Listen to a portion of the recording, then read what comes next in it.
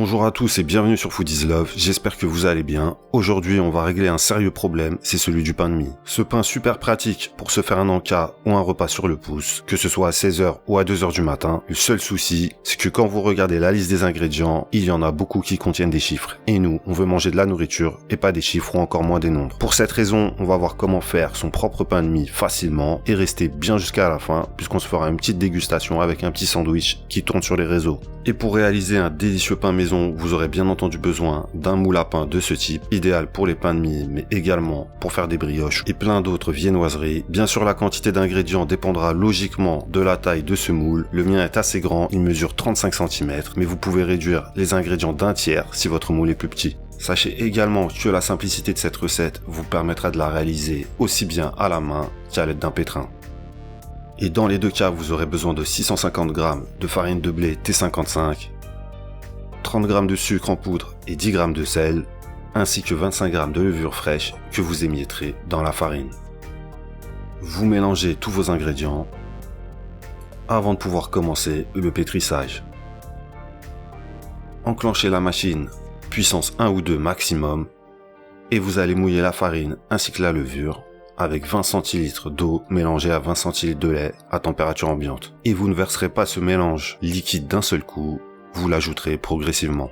Très rapidement, la farine va absorber l'eau et le lait pour former une pâte. Et à partir de là, vous allez pouvoir ajouter 60 g de beurre mou en 3 ou 4 fois.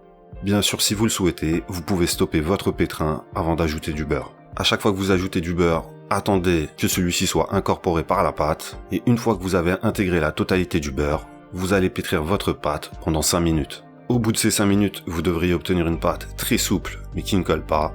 Si jamais celle-ci est trop collante pour être manipulée, vous pouvez ajouter 2 ou 3 cuillères à soupe de farine. Et surtout pensez bien à utiliser de la farine T55. Farine moins raffinée que la T45, donc celle-ci absorbera beaucoup mieux l'humidité. Déposez votre pâte sur votre plan de travail fariné, formez-la en boule la plus lisse possible. Et vous la déposerez dans un grand bol dont les parois seront enduites avec un peu d'huile végétale.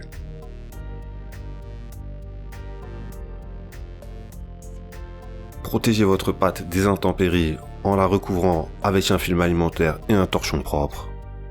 Et vous allez pouvoir la laisser pousser jusqu'à doubler de volume, ce qui devrait prendre environ 1 heure.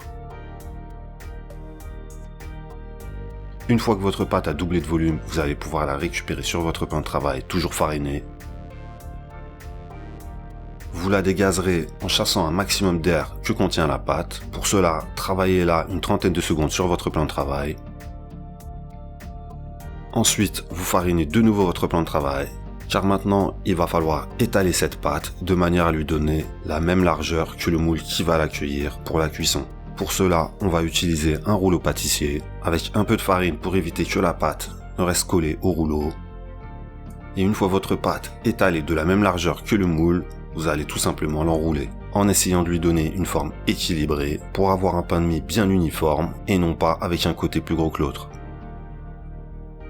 Et avant de placer la pâte dans le moule, vous allez l'enduire de beurre fondu sur le fond ainsi que sur les parois. Vous l'aurez compris, cette étape vous permettra de démouler facilement votre pain. À partir de là, vous allez pouvoir placer votre pâte dans le moule et de nouveau la laisser doubler de volume, ce qui encore une fois devrait prendre 45 minutes à 1 heure. Si votre moule ne possède pas de couvercle intégré, vous pouvez utiliser comme tout à l'heure du film alimentaire et un torchon. Pour ma part, la deuxième pousse a duré 1 heure, temps qui peut varier en fonction de la température ambiante. Quoi qu'il en soit, ma pâte est bien régulière.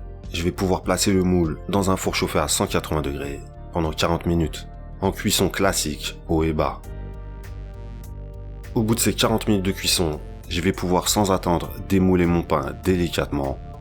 Grâce au beurre, l'accouchement s'est très bien déroulé. La croûte est moelleuse et légèrement croustillante. En revanche, avant de commencer à trancher votre pain, il est très important de le laisser refroidir au moins 45 minutes. Si vous ne le laissez pas refroidir, au moment de la découpe, votre mie de pain va se déchirer et vous n'aurez donc pas vos belles tranches de pain de mie. Utilisez de préférence une candissoire ou une grille surélevée pour laisser refroidir votre pain, ce qui permettra à la chaleur de s'évacuer sans créer de l'humidité, afin de garder notre pain bien au sec. Une fois le refroidissement effectué, vous allez pouvoir sortir votre plus beau couteau et trancher votre pain. Terminez les tranches de pain de mie fines comme des crêpes, incapables d'accueillir plus d'une tranche de jambon. Vous allez enfin pouvoir réaliser des vrais sandwichs dignes d'un mâle dominant. Des tranches de pain bien moelleuses, sans le côté pâteux qu'on retrouve souvent dans les pains de mie industriels, avec une fine croûte dorée en guise de fondation. On va maintenant pouvoir faire passer à ce pain ses premiers crash tests en faisant chauffer une poêle anti-adhésive à feu doux avec un peu de matière grasse comme de l'huile de coco, y verser 3 œufs battus qu'on assaisonnera avec un peu de poivre et un peu de sel.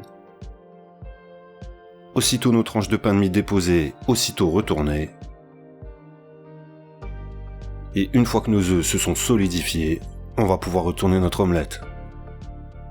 On superpose sur chaque tranche de pain une tranche de fromage. On rabat les côtés de notre omelette. Et on replie une tranche de pain de mie sur sa voisine. Il ne nous reste plus qu'à faire fondre le fromage et à faire dorer ce petit sandwich recto verso avant de passer à table.